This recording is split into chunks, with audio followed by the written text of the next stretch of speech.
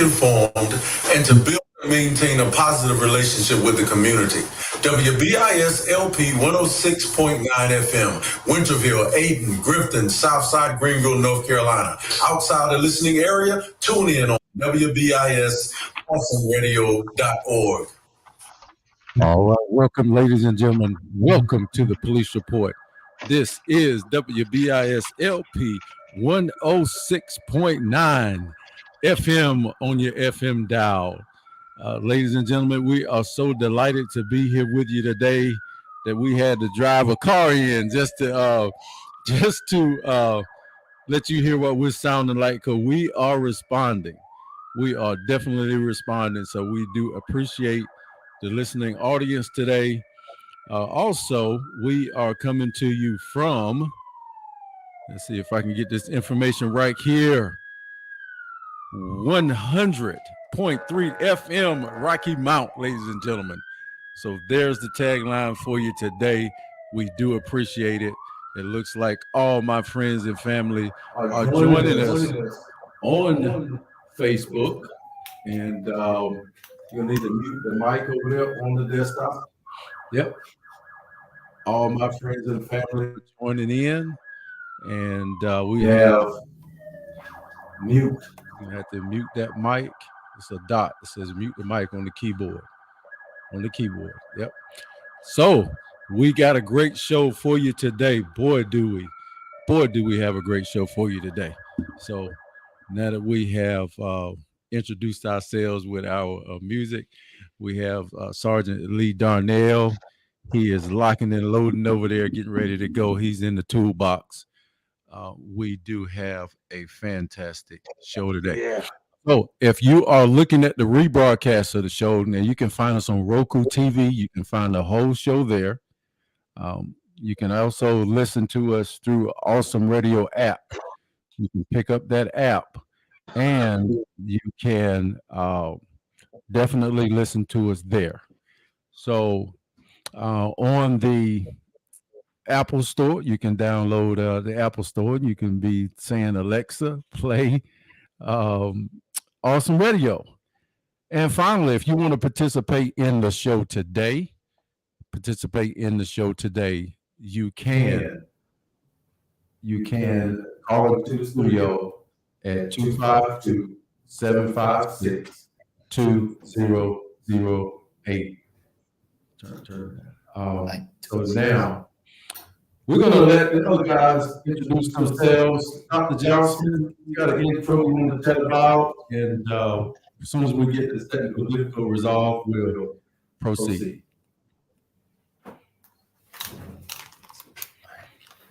I want to say hello to everyone, particularly Sergeant Darnell and Muhammad. It's awesome.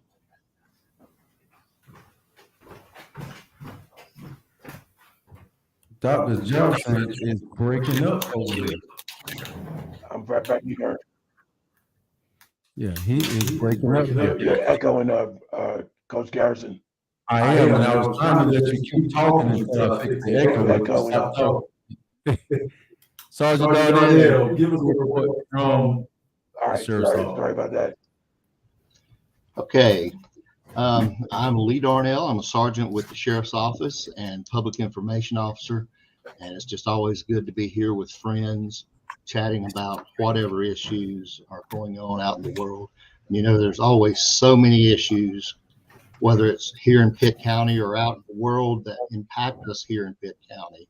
So I hope we go over something of interest for the folks, and maybe we'll get some good calls. Last time we had a great call from somebody out there who brought up some interesting stuff. So thanks for having me back. It's always a pleasure, my friends. No doubt. Dr. Johnson, you secure over there?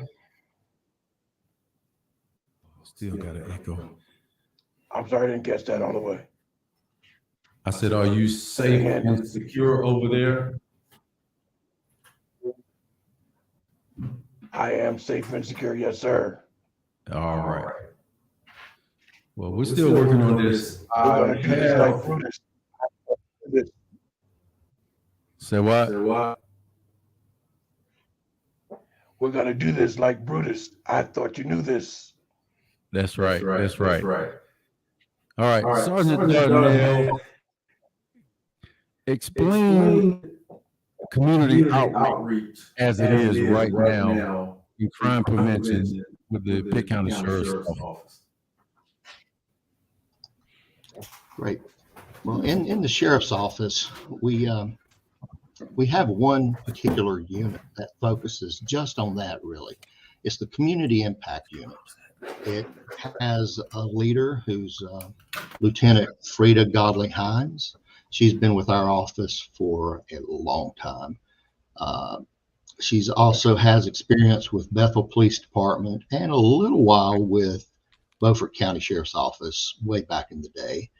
But Lieutenant Godley Hines heads the unit, has a sergeant, has a community impact officer in there with her, and all of the school resource officers that are grouped into her particular unit.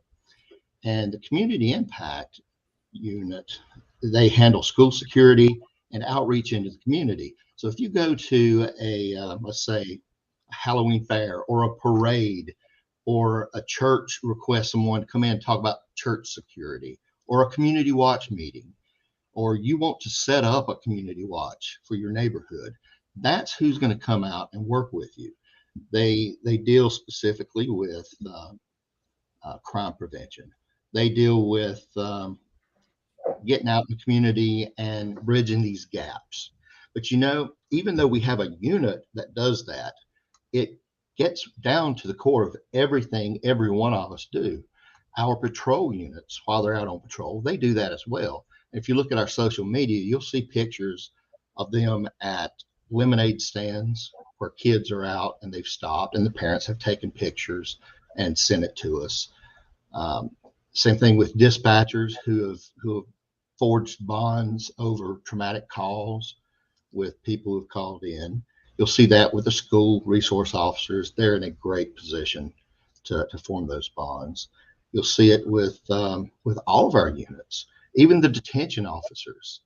A few years ago, we lost a detention officer who I believe he fell asleep driving home after work one morning, and we had inmates in the jail who were breaking down and crying when they found out that he died. And why? Because he was forging bonds with those inmates in providing that kind of service. And it's all part of the reach, that outreach that we can provide. And so it's something we all have to take on. And that's part of my role as well. I'm not in the community outreach area, but that's still something we all have to do. And that goes to all law enforcement agencies today more than ever. We don't just get out there and come when you call. We have to be there. We have to be listening.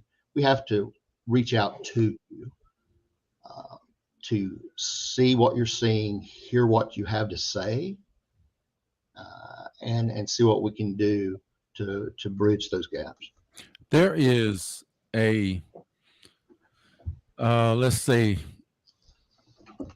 community policing has been since the beginning of time. When I first joined the academy or 2-year program in criminal justice, we were talking about community policing and walking the beat and getting to know the community in Europe, where this style of policing supposedly had began, and then somehow it changed over a period of years, in my time.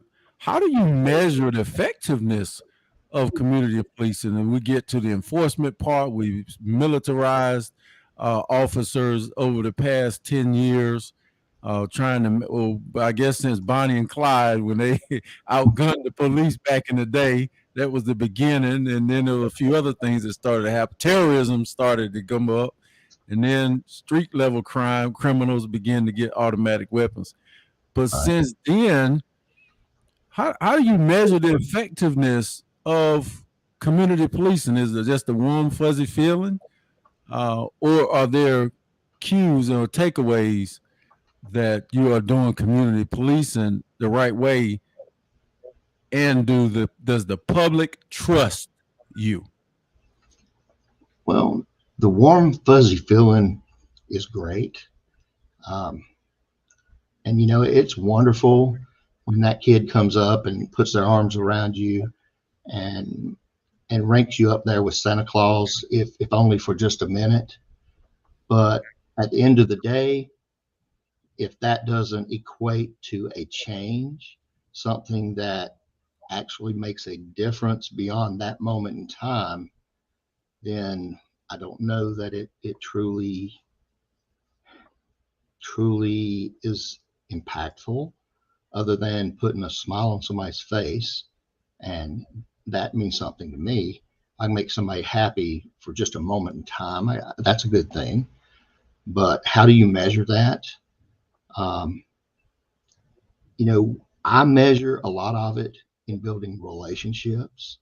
And that's really the base of community policing is community partnerships and transforming organizations to where in building these partnerships with neighborhood groups, churches, individuals, families, schools, in building these partnerships and getting out there and not generating warm and fuzzies. It's not always that, but getting to know them and the neighborhoods and them getting to know you and building that they will pick up the telephone and call, that they will see you and flag you down and say, hey, come here.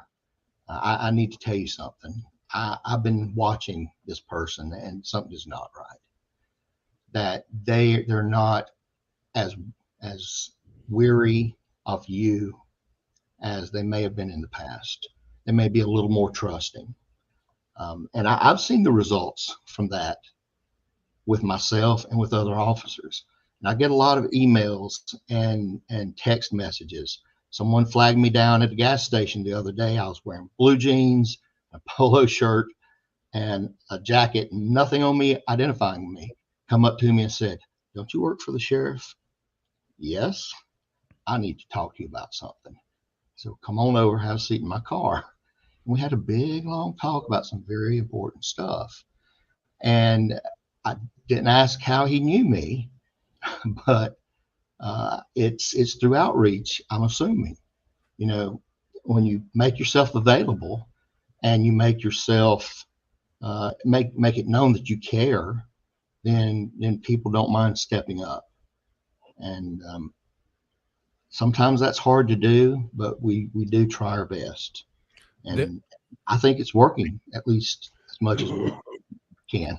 When we look at this situation in terms of economics, I'm working my way to, I like this format because I'm working my way to the hard questions towards the end of the show. And I'm trying to watch the clock too, Johnson, 6 minutes remaining. When you look at where we spend our money, you say that's where our heart is. We have the adult youth police academies, community events such as National Night Out, Police Athletic League or PAL or sports program, the local school outreach, the charity food drives. So what you're saying is where we spend our hard-earned tax money, it's effective here in Pitt County to manage crime, reduce crime, and also allow the trust and bond between enforcement / first responders to do their job in a way that's effective. Are you saying that crime rate is going down? We're having to spend more, we spend more money and we get the results, or we get what we call ROI, return on investments, when it comes to police being involved. When you use the example, if he came up to you a person came up to you in plain clothes. I just say, are you reassuring us we're on the right path? Let's say the sheriff is busy right now. You're the spokesperson, you assuring the citizens of Pitt County, and you're putting your word and your badge on the line that you are working in this an effective program in place that's being implemented right now, sir. Absolutely. Now, a few points blown in here. First of all, a lot of what you mentioned, um, like the summer youth program that we have every year, the summer camp Yes, that sir. our SROs run, that's all donation based. We don't use tax dollars at all to run that program. It's all based on donations. And a lot of what you mentioned, we run that totally with donations. We don't use tax dollars for that. And yeah, it still makes a difference. Does it bring down crime? To a degree, I would say it does. And it also has a lot of other benefits. It helps us recruit, it helps us build relationships, build integrity and character for the people we interact with. It helps strengthen the community, gives people opportunity to do more productive things with themselves. It's prevention activity. These programs they offer so much. The It also helps us solve crimes that do happen that aren't prevented, just like the gentleman who wanted to speak the other day.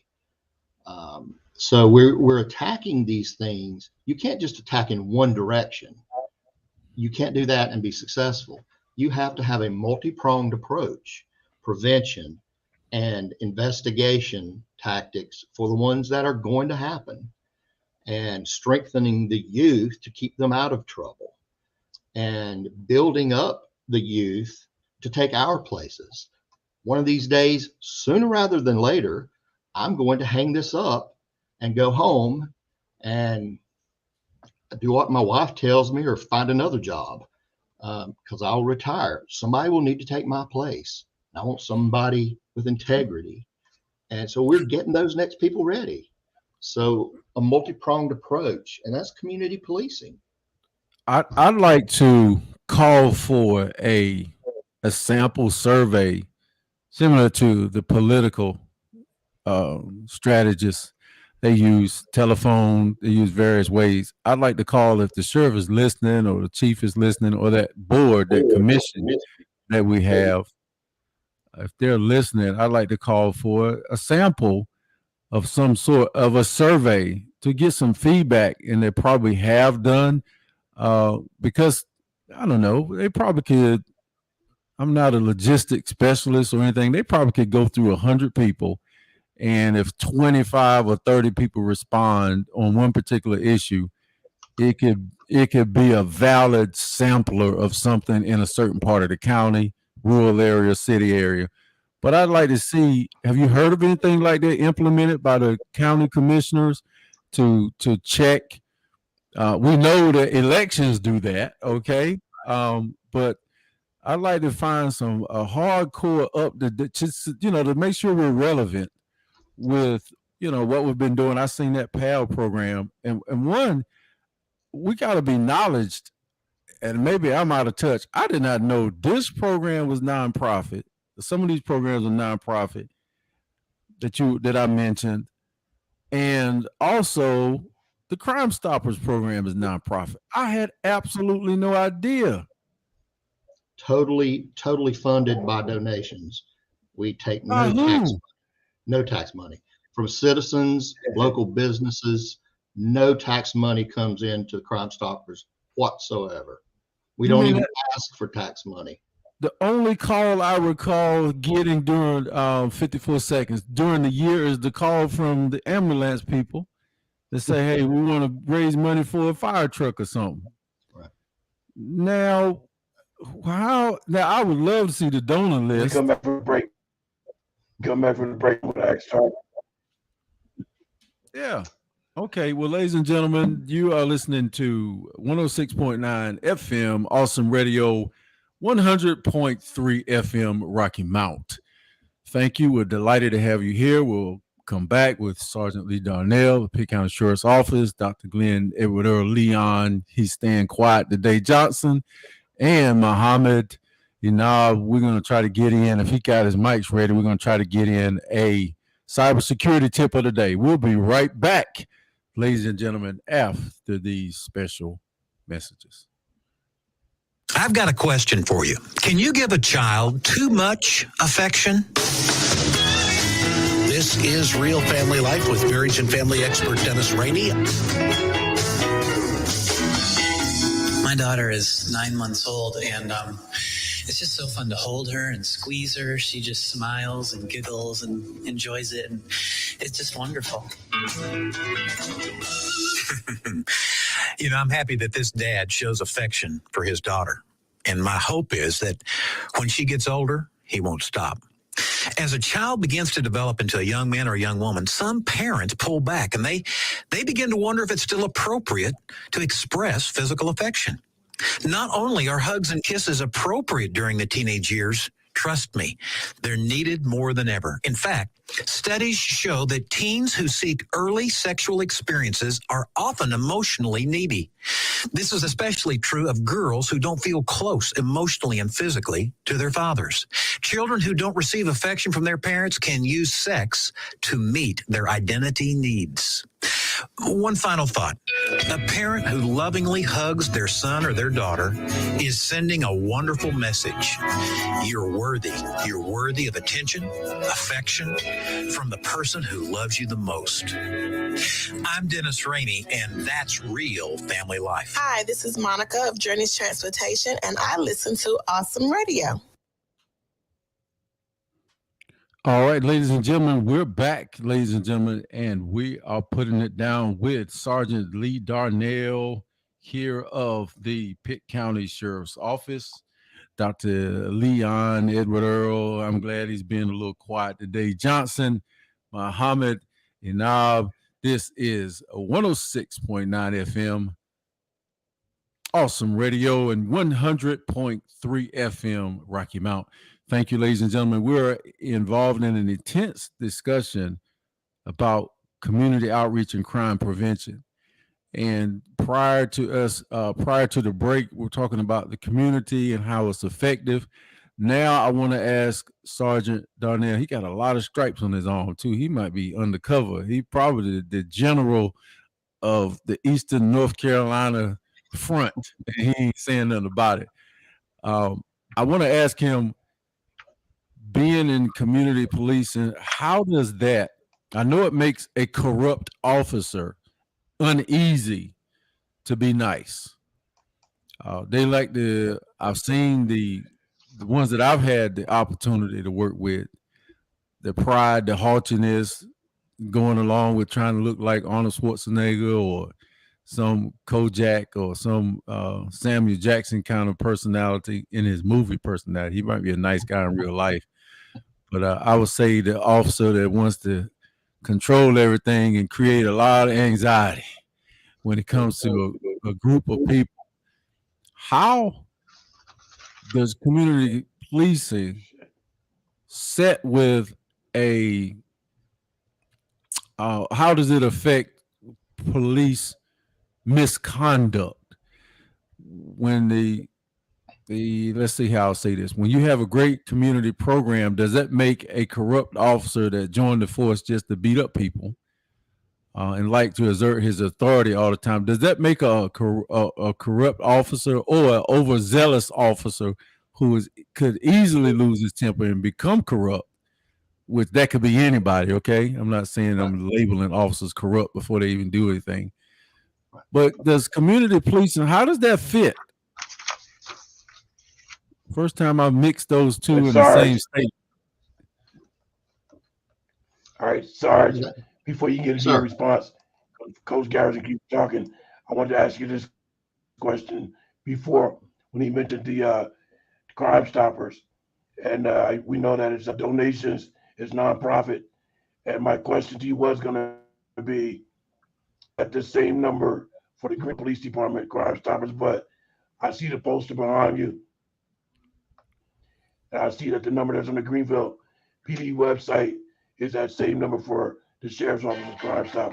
So that answers my question. For the entire Okay. county. And you can go to the website, So crimestopper.org, they and you can donate through that too. Yep.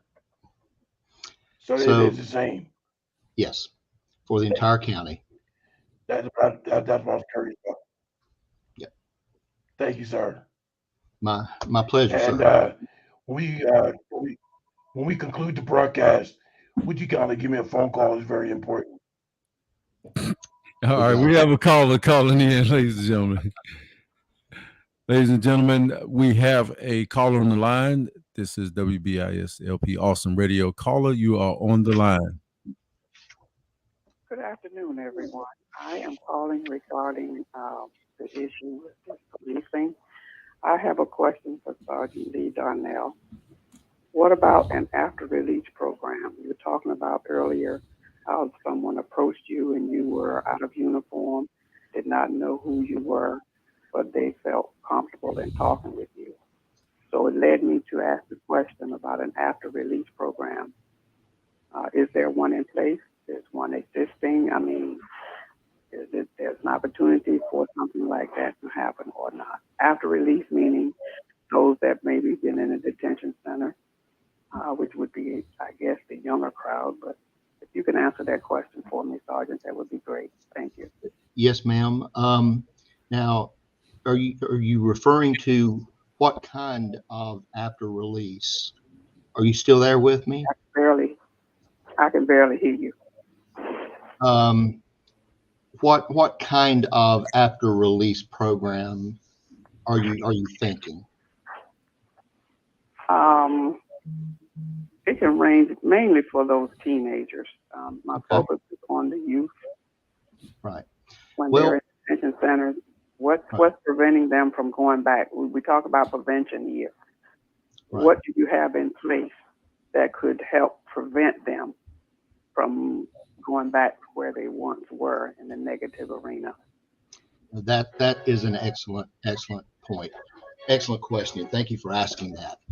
Sheriff Dance, when she came in, you've probably heard about her Sharp and Wear programs that she developed in the detention center.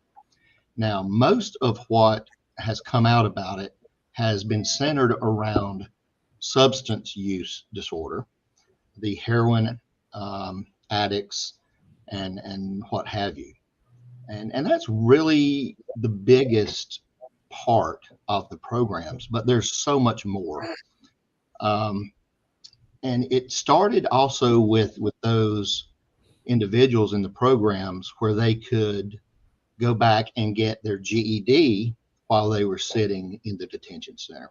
Because the sheriff realized and started actually before she was elected, getting her ducks in a row, that people coming into the jail would keep coming back and keep coming back.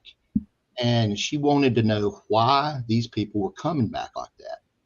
And she was identifying the same trigger points, drug use, poverty, mental health, and these same triggers kept coming back and putting people in jail. So she wanted programs to, including aftercare, to stop this recidivism. And so we have the Sharp and Wear programs and MAT, medication assisted therapy, and things going on in jail now, funded by grants. And so they do work with substance abuse disorder, and they are working and offering GED classes in the detention center now, but it's branched out to more people than just the Sharp and Wear substance abuse people. So now if you come into the jail and you want to get your GED, you're a dropout, you can get your GED sitting in our detention center at no cost to the taxpayers. We will help you get out of that spot where you're constantly getting in trouble, constantly stealing to make ends meet or whatever it may be. And we have a jail navigator and a social worker on staff that was funded with grants to help people get out of the cycle. So we start working with them to help identify opportunities and build bridges straight up with a partnership at Pitt Community College. So they can get their GED sitting in jail. They can go ahead and get aligned with the college. So as soon as they get out, the college can be on the phone with them and going, Mr. Garrison, I understand you just got out of the jail. Congratulations on getting your GED. Now, I understand you're interested in welding. Can you meet next Monday? Let's get you enrolled in a welding class, teach you a trade, get you a good paying job. And, we're working on trying to get these people out of that cycle, which reduces crime, makes the streets safer, keeps the jails empty, and saves tax dollars. So it's a win-win for everybody. And that, in a way, is aftercare for all ages. Right. Makes a more productive community, a safer community. And we have seen success story after success story of people who keep coming back now. And we have a line of people who were in the jail, in the programs, who are now wanting to volunteer to help others. And it does my heart good. And we're doing all we can and trying to expand it. And I bet you it won't be long. We will be offering more programs because the grants keep rolling in. They're seeing the work that the sheriff's getting done in there. Ladies and gentlemen, 15 seconds before the break, if you guys will stick with us, this is WBISLP 106.9, 100.3 Rocky Mount. Ladies and gentlemen, we'll be right back. I wasn't prepared to be a caregiver to Mom. I had no idea how hard it would be and what I would need to know. Things I never thought of, like how to improve her mood and ways for me to stay positive. Luckily, I found the Caregiving Resource Center from AARP. It had articles about the basics, but also information about the hurdles I was facing. Caregiving Resource Center at aarp.org/caregiving. Articles, tips, and tools to help you both care for your loved one and care for yourself. Brought to you by AARP and the Ad Council. Hi, this is Stephanie with Physicians East for Dr. Armistead, Dermatology. You are listening to Awesome Radio 106.9. All right, ladies and gentlemen, we are back. That was a short break. Caller, are you still with us? Okay. Well, we certainly appreciate you. Any further questions? Just one. Okay. Just one, and that was to ask the sergeant who would be the best contact for those issues that he's bringing up. For those who might be interested, should be the one to call. The sheriff herself or her office or what? Okay. Well, several things you can do. The person at the detention center who's over all the programs there, his name is Jason Jackson. You can find him on our website. You go under the detention center, he should be listed there. Or you can go under any of the programs listed under programs, services provided under our website, he'll be listed there. Or if you even want to see what he looks like, not 30 minutes ago, he just sat in my office and did an interview with Channel 9 about programs. That should be on tonight. You can even see what he has to say about that. So, and if you own social media or anything, you can drop a message to Facebook or Twitter, and I manage those, and I'll be glad to send you his contact information, his office number, his email address, or email us on our contact page on the website, and I'll send it to you to make it that much easier for you. Excellent. I appreciate your response, sir. Yes, ma'am. Thank you for the question. Wonderful question. All right. Well, appreciate you, caller. Thank you so much. Sergeant Darnett, we were talking about how the programs that you have in place, mitigate and proactively work on crime. And seems like there's some good news. I'm going to tell you, I'm not asking this question with under any type of guise or anything. I like the way that the whole police force has become now versus the one that we had 5 years ago. I actually love it. I see the officers coming out. I feel protected. I don't feel like they come out to enforce the law. I feel like they come out to help resolve an issue. A lot of them I see are seem to be intellectual people, great personalities. Pretty much like when I met, and I'm gonna shut up and answer the question again. When I met the Navy SEALs, I went to Blackwater and I was covering that event, the grand opening of Blackwater in Mooryacht, North Carolina.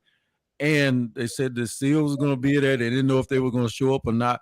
They actually showed up. And I met some guys, the average height was like 6 foot, 6'2", small frame, muscular guys, but not anything like I thought I was going to meet. I thought I was going to meet some big, burly, marine looking guys that look like they chew on nails for breakfast. No, these were probably some of the most well equipped, dynamic, most in shape beings on the planet of the earth. They had their command presence was not extraordinary if you look at them, but you know, obviously, how tactful these guys are. And you don't have to be big, burly, loud, and looking like me. You got to do that sometime to break a door down, but not to solve a problem, because you'll make a problem with your presence sometime. I love what Greenville PD is looking like. I'm not offended by them having the ratio of ladies, but police corruption. Oh, how does that match up with community policing? Right. Well, you know, I think it makes a big difference in if you're truly doing community policing and doing it well. I think it makes a big difference in reducing corruption, reduces the possibility of corruption. Because, and here's why. And the sheriff, when she first came in, here's something she said. She said, I want to put officers back in the communities where they know their communities. They're interacting with their communities, and their communities know them. And when you start to do that, and you're interacting with your community, and you actually care about your community, when you're a patrol deputy and you're assigned to your district and you stay there, you're not out roaming all over creation, and you know these people, and you stop into the same stores and walk in and chat with them, see how they're doing. You're patrolling those same areas, stopping and seeing the kids with the lemonade stands, and those same interactions. They know you, you know them. Well, you know, those bonds form like they're supposed to, hopefully. And you're watching them not with that evil eye of, are you messing up? But with that eye of concern, you know, taking care of them, making sure everything's okay. But you know what? They're watching you too. Hopefully sitting there going, I feel safe. Here he is. Thank you for taking care of me. But they're also watching going, what's he doing? If you're messing up, you best believe they're going to catch that. And I've seen it in my career where you get a picture sent in going, what's that deputy doing? This isn't right. And you know, that's a good thing. It really is. Because if we mess up, we need to know that too.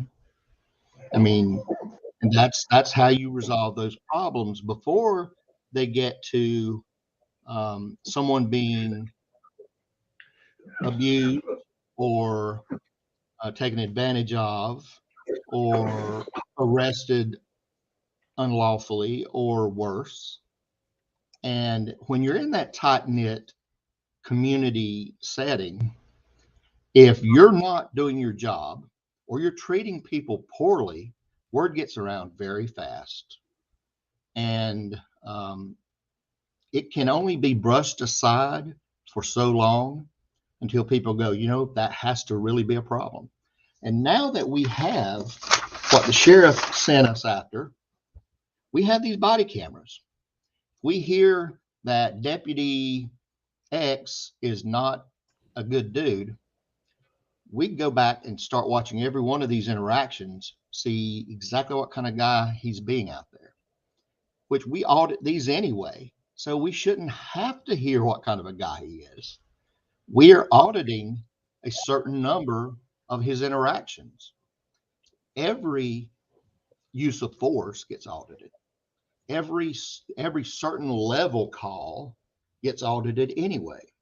And every leader, every supervisor has to draw at random so many calls every week or month for everybody under him at random and audit them just to see how they're treating people.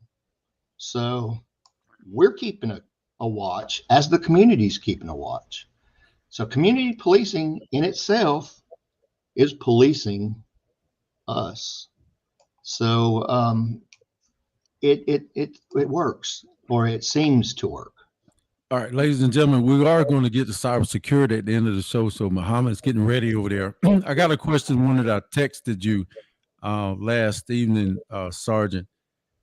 Has concealed carry, I just spelled that all wrong. That was crazy. I knew you were laughing at me, boy. Has concealed carry helped us here in Pitt County as a society? Did it move the needle on crime in any, knowing that, you know, a percentage of us are walking around with concealed carry weapons?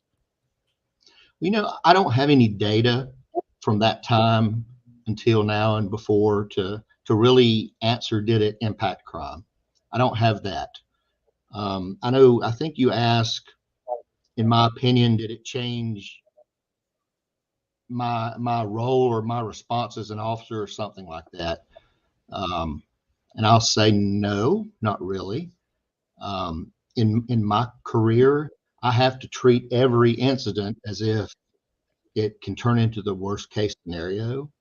So it's actually very comforting if I approach a vehicle and I have someone say, just to let you know, I have a concealed firearm and I have a permit. Oh, well, thanks for letting me know that. That's cool. You know, it sets me a little at ease. I'm still on guard, but it sets me a little at ease that they're following the rules. But I still have to take every incident seriously. So I think that one thing I'm deriving from answering that question is, I do believe now, if you went into a church and start shooting, you're going to get shot.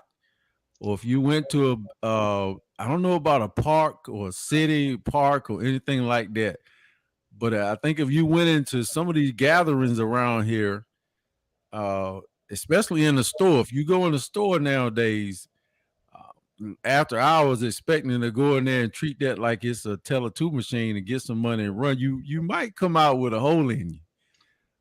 There are a lot of weapons out there, yeah, legal and otherwise. And our office continuously gets concealed carry permits daily and constantly churning them out. Absolutely. Yeah. So if you messing around with Glenn Johnson place over there, I think you might get, you might get a tattoo or something coming out of his spot, messing with him. I think that's one question that I asked you. Now, it just hit the top of my head. Can a resident in Pitt County protect their property with their weapon? Now, I'm talking about property now. I don't mean protecting somebody going in their house at night, which that's the same thing. But if I see somebody over there messing with my tractor or in my yard, in the car, or trespassing, or can they use a weapon to protect the property? I just forgot the answer. Seriously. Right. Well, that's a problem. Somebody is messing with your tractor. You really don't need to just pull out a gun and shoot somebody. That could be a problem. I'd have to pull the law and the case law to give you a real good answer on that. Mm-hmm. I don't want to speak out of turn on that. I'd want to give you a good answer, but during riots and protests and stuff, people will start walking around their stores and their properties with the guns and stuff. Right. That's the little part I wanted to pick out of that. Right. Right. It's and tempers seem to flare, and bad things happen, and next thing you know, CNN sitting on the doorstep doing stories, and everybody's unhappy. Use of force is a very detailed topic, and protecting property versus protecting yourself. I would want to look that one up a little bit more to make sure I gave you the best answer. Now, with this show, my objective, we'll work about 2 more minutes and we'll go to Muhammad. My objective is to make sure that the communications are clear. If we run into a Memphis, Tennessee type thing, if we run into a situation, we want you guys to be able to come here and put out information in an environment that you can say what you need to say to the public. Also, I want to say, if there's any improvements right now in the system, give you a couple of minutes. Is there any improvements that you think that this law enforcement, first responder, whole emergency thing in Pitt County needs to look at? If there was one top thing and one possible, what would you go on record as saying we definitely need to improve in that area? Gosh, I mean, there's so many that we need to improve on. The one that stands out, and I think every agency would tell you the same, is recruitment and retention. Every agency has to face that right now. People aren't going into the profession, yet people are constantly retiring, and people are constantly deciding to move on to less difficult professions, and the pay isn't very good. Because you guys won't listen to me. We got 1 minute. Muhammad, hope you ready. You guys won't listen to me. I got to be a journalist now. You gotta, I think it has to be police science now. I think you got to get a 4-year degree. I think you got to treat it like you're at least an RN on that level, a registered nurse. So it's got to be on that clinical level now. You do have to be part social worker. You do have to be part caseworker, mental health professional now to be a police officer. I think you can have those expectations if you send me to school for that. I think we got to be a little bit more than just security and then picking up people like glorified bail bondsmen and take them to jail until they're proven guilty or innocent. Coach, Coach, I have a master's degree, a bachelor's degree, an associate degree, and 2 certificates from 2 UNC system schools. Yet I make $10,000 a year over Greenville PD starting pay, and I have 35 years of experience. There's problems that need to be dealt with. You should be making $100,000, $200,000 a year. Rocky Mount PD is offering $10,000 sign-on bonuses right now, trying to get officers. It has to be dealt with. Muhammad, he's on number 4, I believe. All right, you got anything, Muhammad, on cybersecurity? Every holidays. Go ahead. Every holidays, be expected to be prepared from hackers and scammers, because scammers and hackers, they do not take breaks. Recently, there's been a cyber attack on a business, and even if you let your guard down for a moment, it would make everything, it would cause trouble from everything. Data breach, compromise, password, everything. And scammers, they are pretty much sneaky too. They'll pretty much make anything sound convincing. For example, Coach Garrison, do you recall one time someone's being scanned by an audio voice? Actually, I don't. Well, there has been one time, and that's where there's called social engineering. There's people who've been manipulated to believe they are that person because the way they sound, the voice sound, but instead they use an audio to disguise their voice to make them as that person. Wow. Artificial intelligence is in the crime business, Sergeant. Well, I appreciate that. We're going to talk more about that, Muhammad. That's a very interesting point. Sergeant Darnell, you got the floor on this salary thing. Where do we start at? The legislators level or the county commissioners level, I'm out with this. Just because the officer's young, he don't need that much money, so we can hire him for low pay. The sheriff's working hard on it right now, and she's on it. She's working hard on it with the commissioners, and I believe in what she's doing, and I've just got faith. I'm leaving it in her hands. She's working hard on it, and I've just got faith. She does what needs to be done, and I'll leave it with her. I'd say the military needs to increase their pay. Anybody that's serving this country in that capacity, the pay is definitely got to go up. So I'm happy to be on the forefront of that. I probably would have go back if they made $100,000 a year or something.